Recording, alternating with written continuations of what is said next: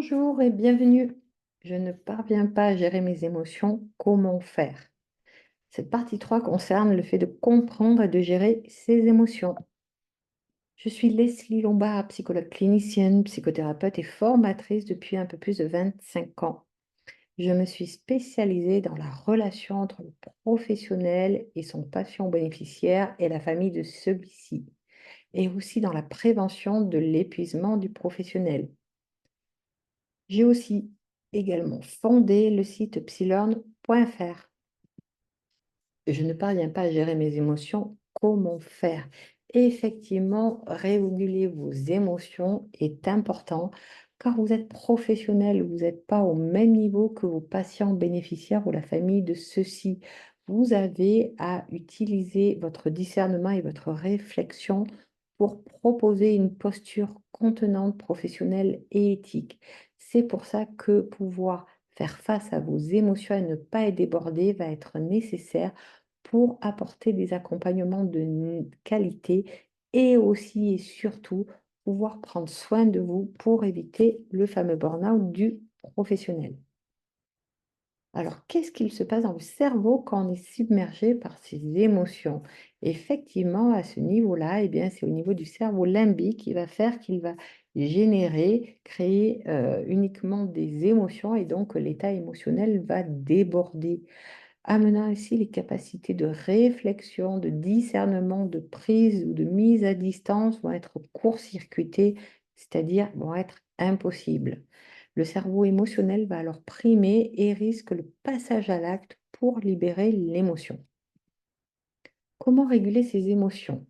Ça va être tout d'abord de ne pas tenter de nier, de refouler, de repousser ou de contrôler vos émotions. Effectivement, comme je le disais dans la première partie, les émotions, font partie de notre être. Nous sommes des êtres vivants et donc humains et donc faits d'émotions. Donc c'est OK, comme je vous l'indiquais, je ressens telle émotion. Ça va être ensuite de prendre le temps de vous poser, de respirer, puis de nommer pour vous-même vos propres émotions, de les écouter, de les reconnaître et de les accepter. Au plus vous serez, et ça c'est le cas pour tout le monde, à vouloir les repousser, les refouler, au plus ça va être comme l'effet du boomerang, elles vont être encore plus tenaces et ressortir de manière encore plus forte.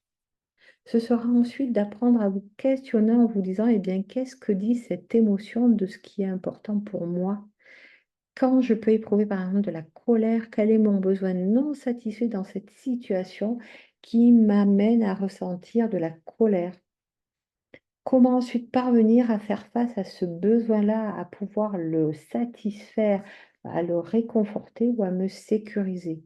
Ça, c'est ensuite à vous à trouver vos solutions vis-à-vis de toutes ces questions-là.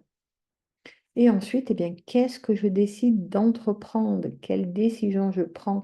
Quelle action je mets en place pour répondre à ce besoin-là et bouger, car un besoin non satisfait maintiendra inéluctablement ces émotions de manière intense et débordante.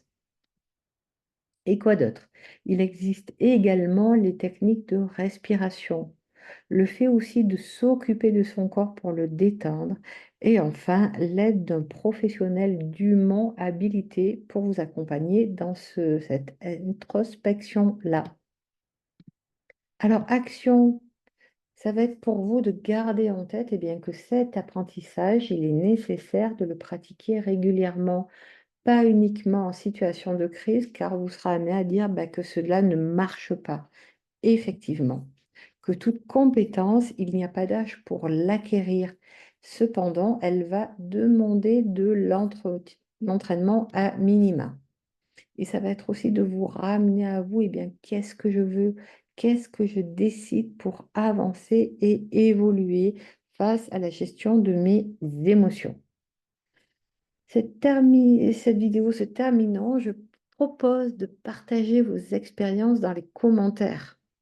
N'hésitez pas à découvrir la nouvelle formation gratuite que j'ai mis en ligne, qui est d'une durée d'environ 45 minutes pour vous aider à séparer votre vie professionnelle de votre vie personnelle et aussi pour gérer votre stress. Voici le lien que vous pouvez recopier sur votre navigateur. N'hésitez pas à aller sur le site psylearn.fr pour avoir le détail de cette formation gratuite et pouvoir cliquer directement sur le lien pour vous y inscrire. Enfin, si vous avez apprécié cette vidéo, n'hésitez pas à la partager, à mettre un pouce vers le haut et à vous abonner à ma chaîne afin de ne pas manquer les prochaines vidéos. À très bientôt sur ma chaîne.